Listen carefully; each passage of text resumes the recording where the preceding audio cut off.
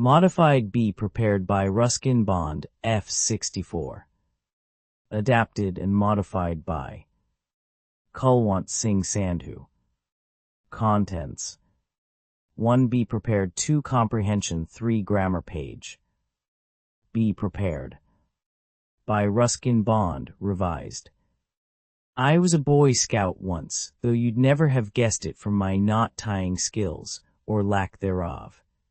I couldn't tell a slip knot from a granny knot, nor a reef knot from a thief knot. The only thing I knew about a thief knot was that it was supposedly for tying up thieves, should you catch one. I've never caught a thief in my life, and even if I did, I wouldn't know what to do with one. I'd probably let him go with a stern warning, and suggest he join the Boy Scouts to reform his ways. Be prepared. That's the Boy Scout motto, and it's a fine one too. The trouble is, I've never been particularly prepared for anything.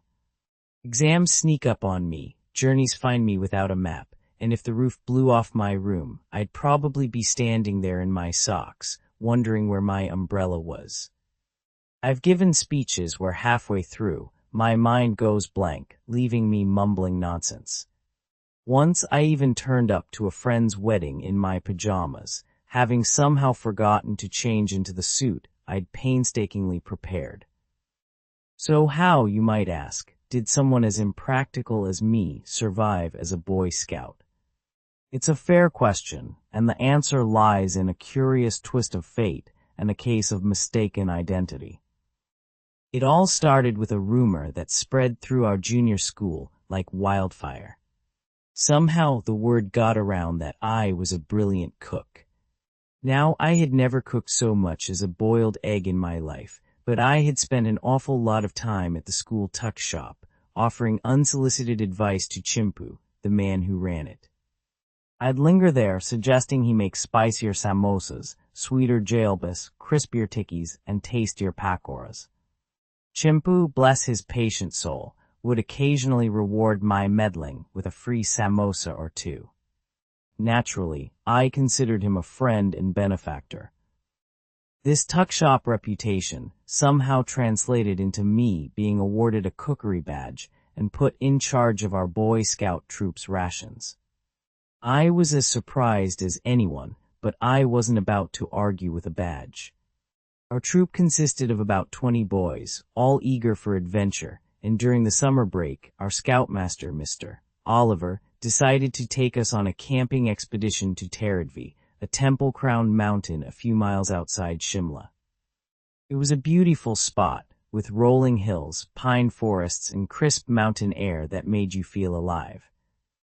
That first night at camp, the real test began. The other scouts set to work peeling potatoes, skinning onions, shelling peas, and pounding masalas, all under my supposed expertise. When everything was ready, they turned to me, their newly minted cookery expert, and asked what to do next. I froze for a moment, then decided to fake it with confidence. Put everything in that big digsha, I ordered, pointing to the large cooking pot. Pour half a tin of ghee over the lot, add some nettle leaves, and cook for half an hour. The boys followed my instructions without question, and soon the pot was simmering over the fire. When it was done, everyone gathered around for a taste. The silence that followed was deafening. The dish wasn't bad exactly, but it wasn't good either. It lacked something, one of the scouts said, wrinkling his nose. More salt, I suggested, trying to sound authoritative. More salt was added, but it still wasn't right. Add a cup of sugar, I said, hoping sweetness might save the day. The sugar went in, but the dish still lacked something. We forgot tomatoes, one of the boys pointed out. Never mind, I said, undeterred. We have tomato sauce, add a bottle of that. Another scout piped up, how about some vinegar? Just the thing, I declared. Add a cup of vinegar. The tasters grimaced. Now it's too sour, one of them said. What jam did we bring? I asked, grasping at straws. Gooseberry jam, someone replied.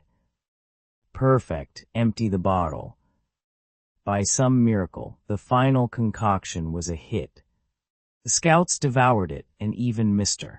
Oliver, who had no idea what culinary chaos had gone into it, seemed to enjoy it.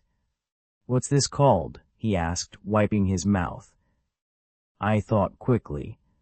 It's an all-Indian sweet and sour jam potato curry, I said grandly.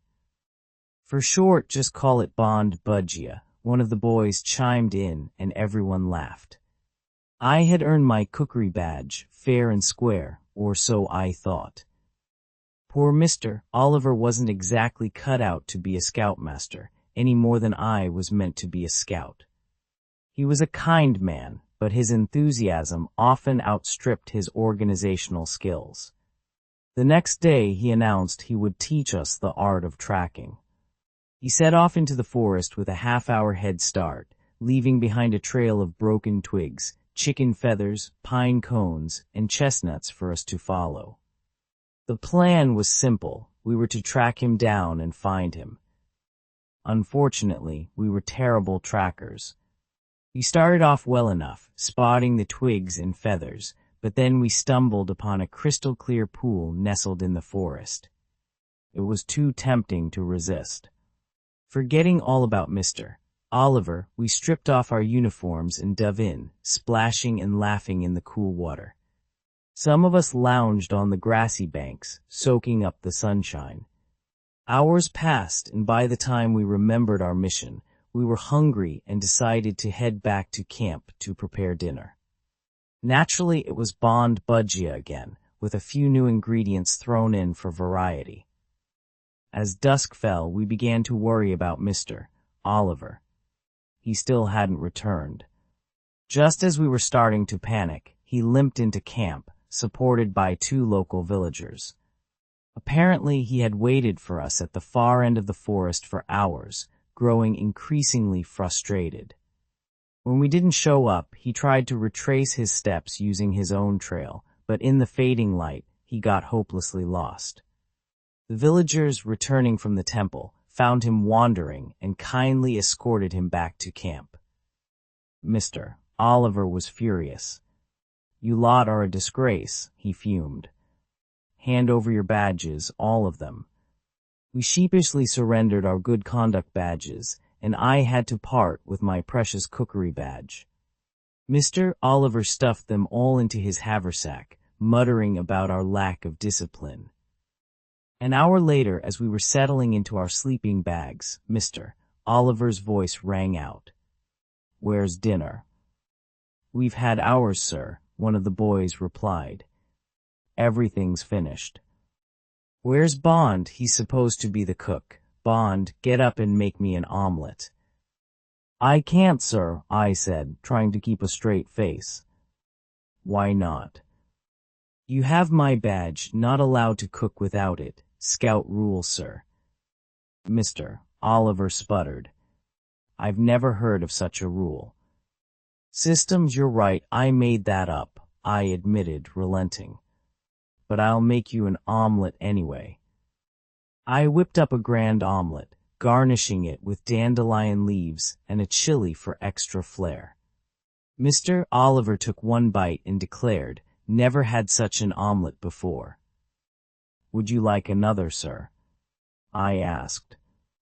Tomorrow, Bond, tomorrow, he said, softening a bit. We'll breakfast early. But breakfast never happened.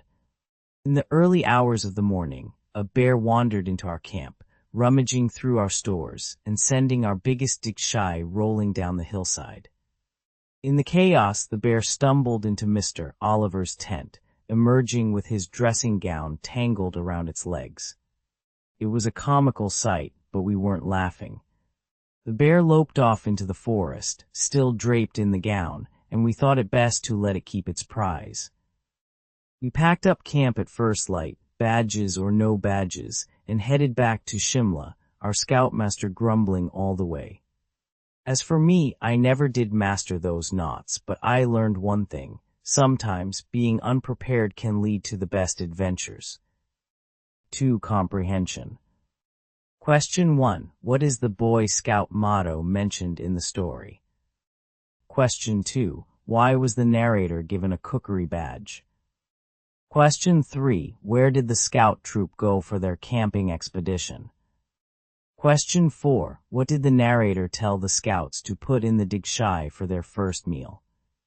Question 5. What did the scouts call the dish they made? Question 6. Why did Mr. Oliver get lost in the forest? Question 7. Who helped Mr. Oliver return to the camp? Question 8. Why did the narrator refuse to cook an omelet at first? Question 9. What did the bear take from the camp? Question 10. Why did the scouts pack up camp early? Answers.